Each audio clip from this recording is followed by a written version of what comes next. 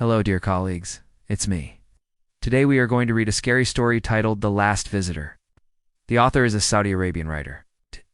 The story was originally published in Arabic and later translated into English by me.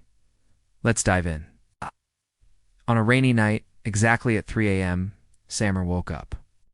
He lived alone on the 5th floor of an old building, and at this hour no one would visit him. So when he heard a soft knocking at the door, he thought it was just a dream-induced illusion. He went back to sleep, pulling the blanket over his head. But the knocking came again, this time much louder, slower, as if something heavy was hitting the wood. He got out of bed, walked cautiously to the door and peered through the peephole. No one was there. He opened the door a crack. All he saw was a dark corridor and the sound of rain falling outside. Maybe someone had knocked on the wrong door, or maybe the building's pipes were making the sound. He shrugged, returned to bed, and tried to go back to sleep. But after a few minutes, when he closed his eyes, he heard a whisper, very close to his ear. "You opened the door? Now you can't get rid of me." He shot up in bed, his heart pounding in his chest. Was he dreaming? He turned on all the lights in the room and checked everywhere, under the bed, behind the curtains, but there was no one there. His blood started to run cold. Who was there? Who dared to enter his house at this ungodly hour? Had he been followed? He didn't know. He spent some time calming himself down before returning to bed. But as he lay there trying to sleep, he heard a voice whispering behind him, a voice that sounded exactly like his own, but colder, more hollow. "That's pointless. Samir, you can't escape me." He froze. Was he imagining things? Why did that voice sound exactly like him? What did it mean? "You can't escape me." Sat on the bed, paralyzed with fear, unable to turn around to look. What if what he saw in the mirror a moment ago was standing behind him now? What if it had come out of the mirror and was watching him? Then a new voice cut through the silence.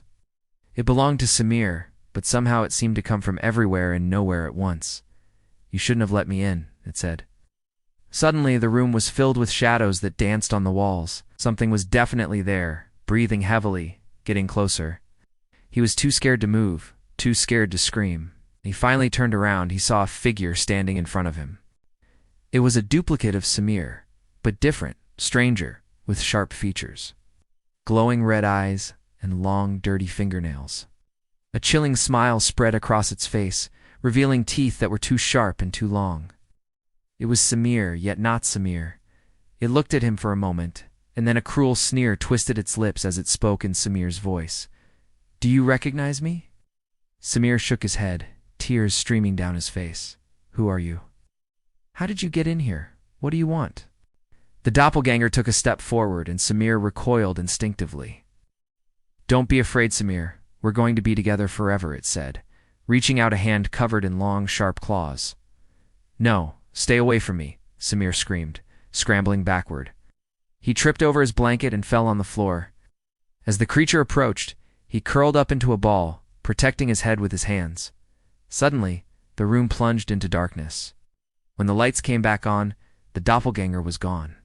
And Samir was sitting on the floor with his clothes torn and his hair disheveled. Had it all been a dream? He looked around to make sure the coast was clear, then fled to the bathroom and locked the door. He splashed water on his face, trying to calm down and think clearly. What had happened? Was he going crazy? Oh.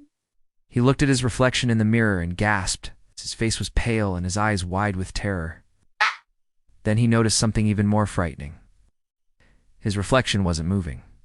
As he watched in disbelief, his image in the mirror began to twist and distort, until it took on a life of its own.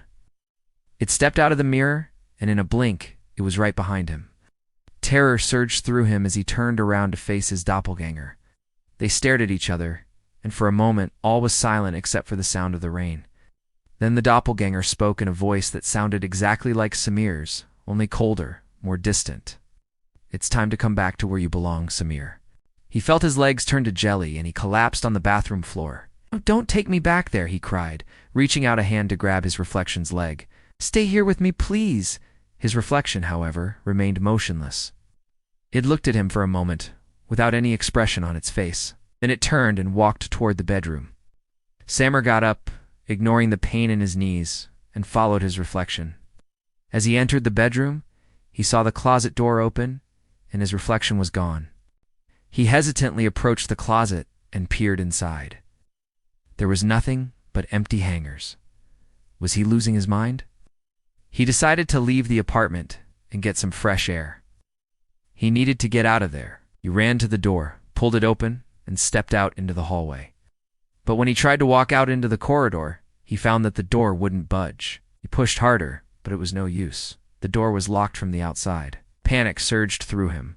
Was his doppelganger guarding him even here? He started to bang on the door, screaming for help. "Help me, please. Someone please help me." But no one answered. No one could hear him. Suddenly the lights flickered and went out, plunging him into total darkness. Then he heard a voice right next to him. "There's no point in resisting, Samir. You can't hide from me forever. It's time to come back to me," he screamed, feeling his way along the wall until he found the doorknob. He turned it and ran into the corridor, blindly searching for an escape. He ran until his lungs burned and his legs ached. Still, he didn't stop. He couldn't stop. He didn't dare stop. He knew that if he did, his doppelganger would catch him and drag him back to that cursed apartment. As he stumbled along, he felt something wet trickle down his face. When he touched it, he realized it was blood. He had cut himself on the broken glass of the window he had climbed through in his haste to escape. He continued to run, ignoring the pain, until he reached the elevator. He stepped inside, pressing the button for the ground floor.